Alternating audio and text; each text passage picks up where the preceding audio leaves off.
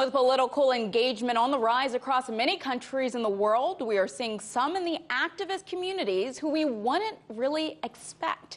In recent times, we have seen even CEOs take to social media to have their voices heard. The activist sentiment has even made its way to Davos and has become a topic among many at the World Economic Forum. Bart Chilton managed to catch up with Susanne Mueller-Zantop in Davos, who tells us what she thinks of the issues. And we're still here at the World Economic Forum in Davos, Switzerland, and pleased to be joined by Susanne Mueller-Zantop, who is the founder of CEO Positions AG. Susanne, welcome. Thank you very much for the invitation, Bart. I'm happy to be here.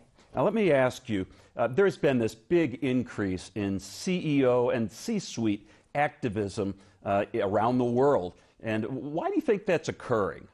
Absolutely. I think there has been a couple of things that build on top of each other.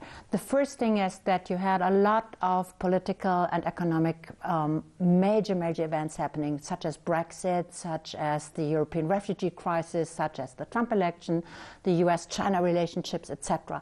So it became increasingly difficult for CEOs to keep quiet, to stand away from all of this, because it was affecting their companies and their people.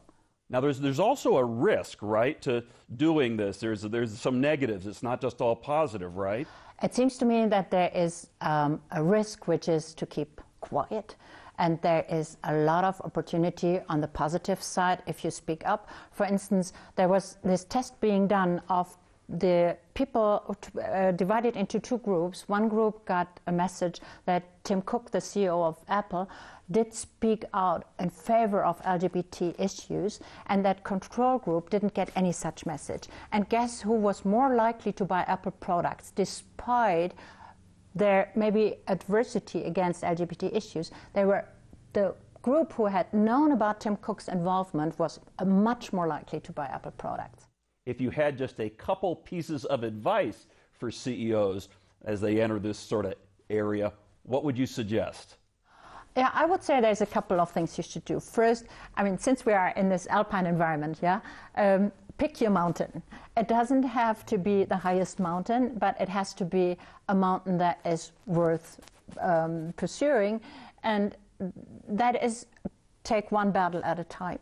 And make sure that you can stick with that theme for quite some time. Second, get your health checkup, get your analytics. Like what we do as a firm, we provide analytics for CEOs to measure their exposure and their risk that they're at in terms of communication. And that is super helpful. So after a health checkup, you know that this mountain is right for you. And then get your gear, which is set up your Twitter account, set up all your other channels, make sure you have the right types of followers, and then get going. And what are the communication channels that these CEOs are using? Is it Facebook? Is it Twitter? What's the best way for them to get it out there? Well, activism is fast and it's global. So what can you use? I personally totally like Twitter for it because it replicates so quickly and it's near real time. And then, of course, TV. And if you combine the two, even better. And I must imagine, Susanne, that some of these old, stodgy communications departments at some of the big Fortune 500 companies, etc., they must just be sweating bullets when their CEO says they want a Twitter handle.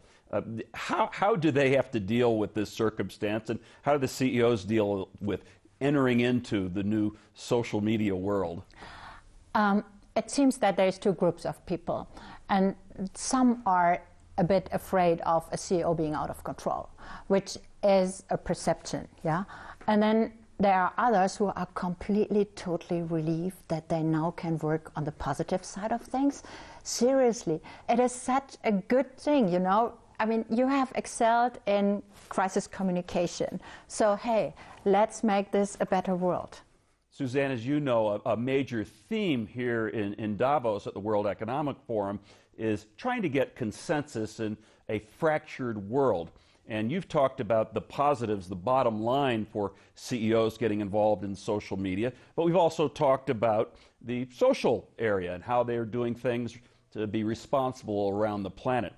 Which person or persons would you think would be sort of the number one tweeter or Facebooker who's followed both of these twin missions of dealing with socially important issues and with the bottom line of their business?